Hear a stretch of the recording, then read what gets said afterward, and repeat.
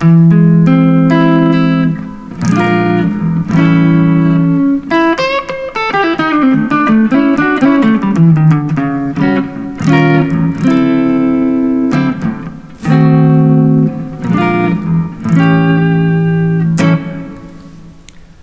hello to my little friend.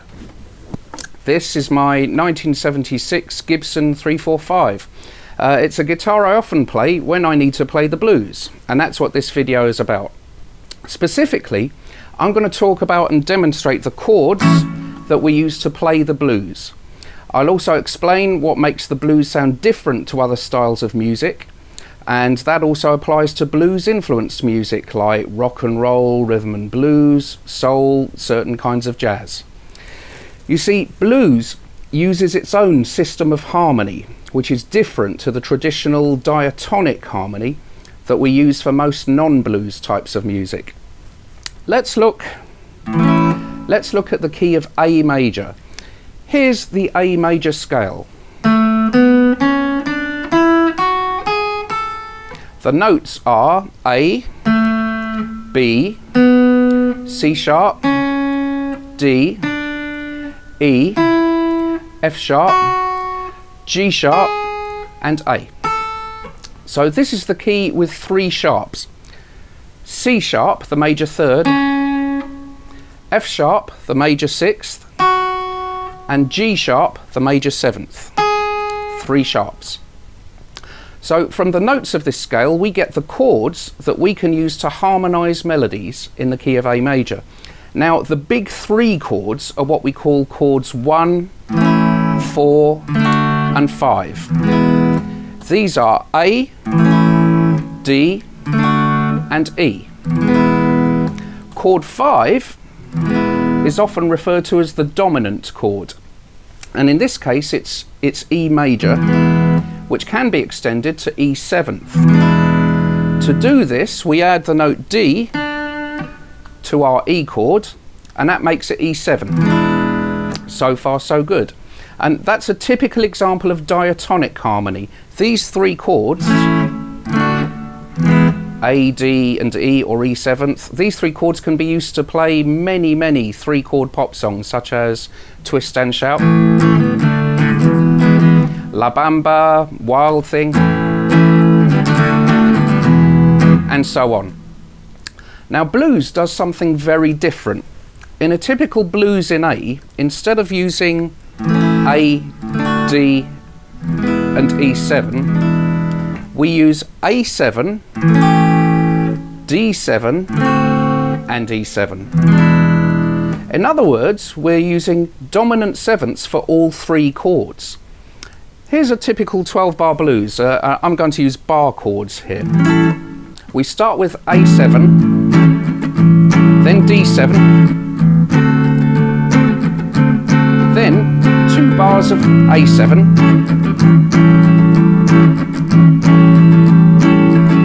next 2 bars of D7,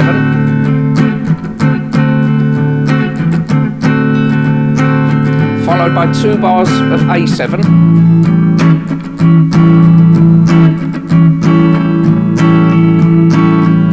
E7, D7, and then A7, D7, A7, E7, making 12 bars in total. As I said, that's a typical example, but there are many variations. Often a blues song doesn't go to chord 4 in the second bar. Instead it stays on chord 1 for all 4 initial bars. In bar 10, many blues songs stay on chord 5 for a second bar instead of going to chord 4.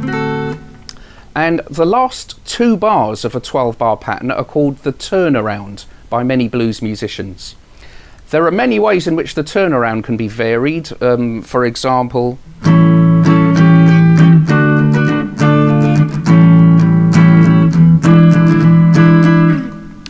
and the turnaround is often emphasised by a lead guitar lick, such as, or Now let's take a look at the chords A7 and D7, chord 1 and chord 4. In diatonic music in the key of A major, these two chords simply would not appear, not unless the piece was changing to another key. A7 contains the note G, which doesn't appear in the A major scale. Remember, the 7th note in that scale, 1, 2, 3, 4, 5, 6, 7, is G sharp. D7 contains the note C, which also doesn't appear in the scale, as the 3rd note is C sharp. So in our blues chords, we use two flattened notes, the minor 7th, G, and the minor 3rd, C. Many people refer to these as blue notes. Blues melodies, such as the tunes we sing over blues chords, as well as the improvised solos that we play on the guitar, often emphasize these blue notes. They create a sense of tension in the music, which comes from the fact that in the lead guitar or the vocal part, we may be playing a flattened minor blue note, such as G, while the band are playing chords based on major triads, such as E7th, which contain a G sharp. The other blue note, C, clashes with the C sharp found in the A7 chord. This tension can be both emphasized and resolved by bending the blue notes, each by a tone, so that they hit higher notes in the key. G can be bent up to A, the key note, and C can be bent up to D. Depending on which chord is being played underneath, this can fully resolve the tension.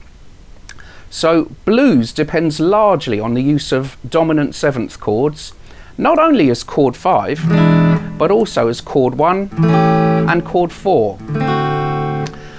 An effective way to enhance 7th chords is to extend them as 9th chords. For example, here is E7.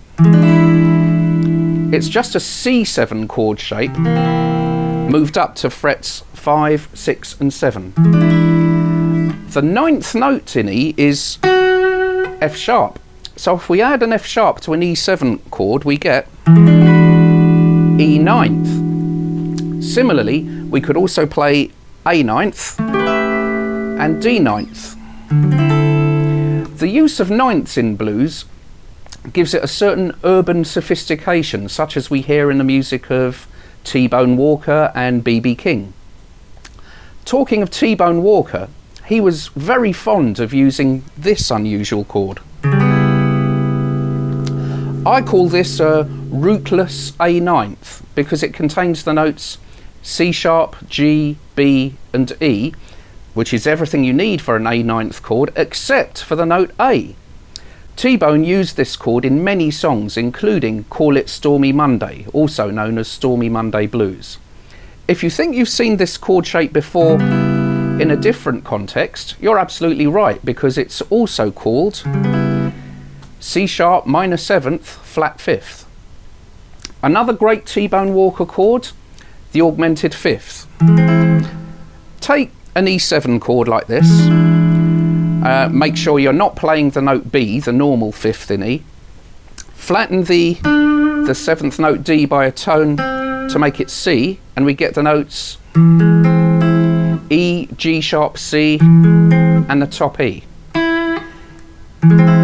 Or E Augmented Fifth, sometimes written as E plus 5 or even E plus. T-Bone often used this chord to start off a blues song like this.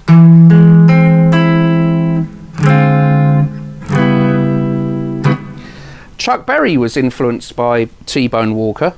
He used D Augmented Fifth to start off his hit song, No Particular Place to Go.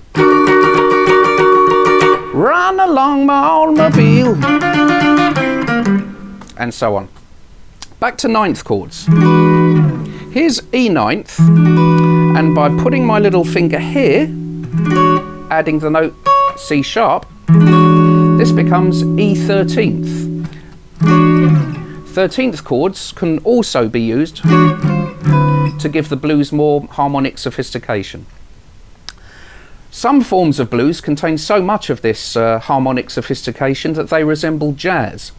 Here's an idea from jazz that is often used in urban blues. This is called the Tritone Substitution. In blues, in A, chord 5 is E7 and chord 1 is A7. You can play a substitute chord for the E7 like this. Take the note E, go up 3 tones, 1, 2, 3. 3 tones is also called a tritone, and we get the note B flat. So play B flat 7 instead of E7 and resolve it by going to A7. So in other words, you're falling onto your chord 1, your A7, from 1 fret above. Very common idea used in blues. The reason why this works, this tritone substitution, it works because E7 and B flat 7 share 2 notes. The G sharp in the E7 chord and the D in the E7 chord, they're the same as the A flat and the D in the B flat 7 chord. Talking of jazz chord substitutions, here's another one that works well with the blues. This is called the sharpened subdominant diminished seventh. Subdominant means the 4th degree of the key, 2, 3, 4. So in the key of A, the subdominant is D. So if we play a D7 chord, we can follow it using this chord, D sharp diminished 7th. It's very similar to a D7 chord, as it contains the same notes except D sharp as the root instead of D. If you use this chord, your bass player should also play a D sharp instead of a D. So I'll finish by playing some blues chords in A using the ideas I've been talking about. I hope you find this useful. See you soon.